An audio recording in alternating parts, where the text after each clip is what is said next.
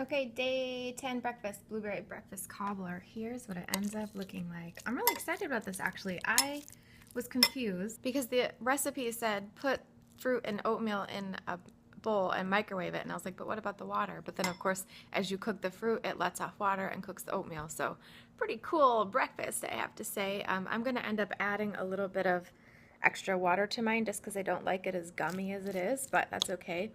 And personally, I probably would have more breakfast than this at a time. I usually like to have big breakfasts and smaller meals later. So this is something that I'm going to want to adjust when I'm off of this thing. So yeah, day 10, here we go. Oh my God, you guys. I'm having like a religious experience with this breakfast this morning. I added probably several tablespoons of water to it, so it's a little more not gummy. This is probably the best breakfast ever. I mean, it was so easy to make. It took 3 minutes, literally. The flavor's incredible, sweet and berry-like, and it's got a really nice texture and some crunch from the almonds. You guys, I can't say anything else.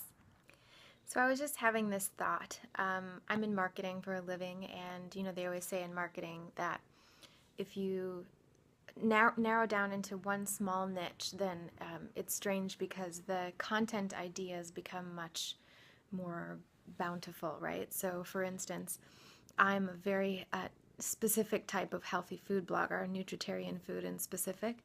Very, very healthy, no oil, no salt, no sugar, stuff like that, mostly vegan stuff, for the purpose of health and longevity, that kind of thing, right? And you would think that narrowing down to something that's that narrow is going to actually make you feel like you're in a box and you can't really come up with any ideas. But in fact, it makes you think outside the box and you become a lot more interested in finding creative ways to, use those ingredients or do that thing or whatever. Same with any kind of marketing concept. If you're trying to market to the entire world, it's going to be very difficult. But if you can market to, one single subset of the population, it's a lot easier. And so I wanted to talk about this in relation to being a nutritarian or having this very healthy food style, because some people, I think when they look at this type of healthy eating that, oh, I could never do that because I would miss this and I would miss this, and it's so hard because I don't know how to make anything, and I could never go without this or whatever. And I found over the years, and I was one of those people too, I remember saying, if I ever become a vegetarian, somebody please shoot me. I said that right on Facebook. That's one of those moments that I look back on and just go, oh my God, like, I wish I could talk to that girl, but that girl would have never listened to me now, right? But the idea that once you start to narrow down into a specific type of eating or whatever, like, the point is that most people end up like American families. They end up making or eating only a total of a few different meals all the time anyway, like 9 or 10. You make spaghetti, you make a different kind of pasta, you make, chicken and pasta, you make burgers, you make this, that, meat, lasagna. You make a set of meals kind of all the time, and that's sort of your repertoire for cooking and for eating. And the same thing happens when you become vegan. There's so many different ways to make vegan food. You don't even have to be 100% vegan to be a nutritarian, but when you start to cook with these healthier foods, you find out that there's actually such a wide variety of foods that you never even knew existed. These different kinds of vegetables, different ways of cooking each vegetable, different spices for each vegetable, and it starts to become a little bit overwhelming, and you're like, oh my God, there's so many different ways I could make this food. And that's what's really exciting, is once you sort of narrow down to, these are the things I'm eating, these are the things I'm cooking with, there's so many different ways to make them and do that. So I've been thinking lately about how I've been craving going to a vegan restaurant lately, because I just miss, someone else cooking for me actually, and I miss having a nice hearty meal. Now it's day 10, I'm halfway through. It makes a lot of sense that I'm having issues thinking about this kind of stuff, but oh, my cat just went crazy. So I'm thinking like, man, I wish I could go to a vegan place, because what's so cool about going to a new restaurant like that is like you get to look over the whole menu, you get to find a new way that some other chef made this cool, same kind of ingredients that you always eat, but made this type of food. And so that's a really nice thing that I think is when you start to narrow down into this specific type of healthy eating, it in fact opens up so many different dishes that you would have never expected to have before. and they're so good. And then I was thinking in relation to this idea, I remember back in the day, with my ex-husband, we used to go to Carrabba's all the time. That was like our one restaurant we went to. I never wanted to go anywhere else. That, you know, it's always like, I want that creamy sauce, I want the bread, I want the oil, I want the salt, I want all that kind of stuff. And so every time I would think, like, we'd be like, okay, where do you want to go for dinner tonight? And I always wanted to go to Carrabba's. I never wanted to go somewhere else. And so now, you know, fast forward, I'm a lot healthier. I'm in a different marriage too, a lot happier too. But fast forward to being a vegan, having different food preferences, there was like a huge transition of, oh my God, I'm going to miss all those old restaurants I used to go to. I'm going to miss Carrabba's. I'm going to miss, you know, wherever else I used to end up, which wasn't many places. But now, here I am in this challenge, and I'm thinking, man, I really miss going to vegan restaurants.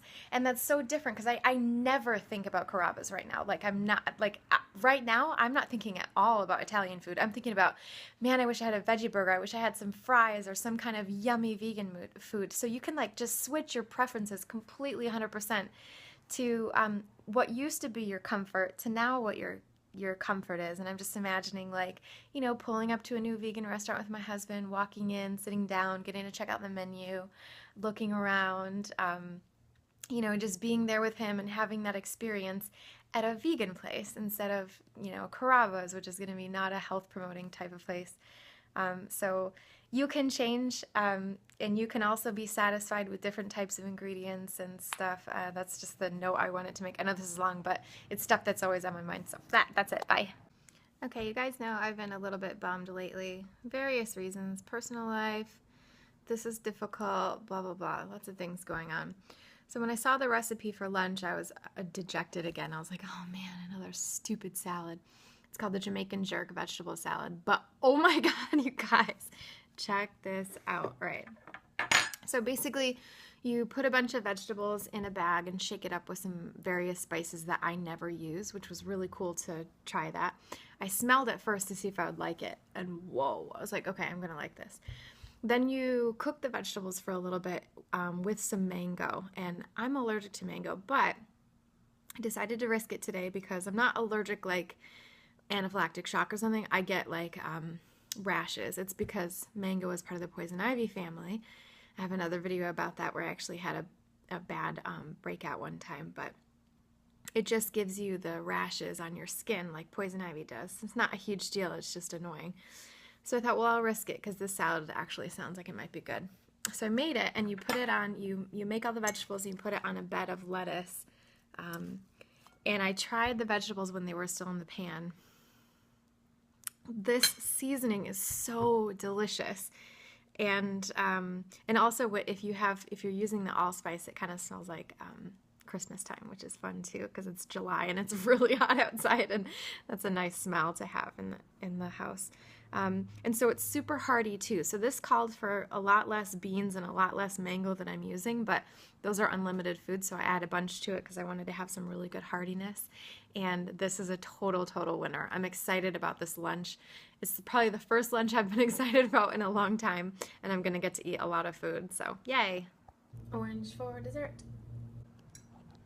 Okay, dinner time. This looks really delicious. It's a Szechuan sesame stir fry, and you get a lot of food, which is very nice.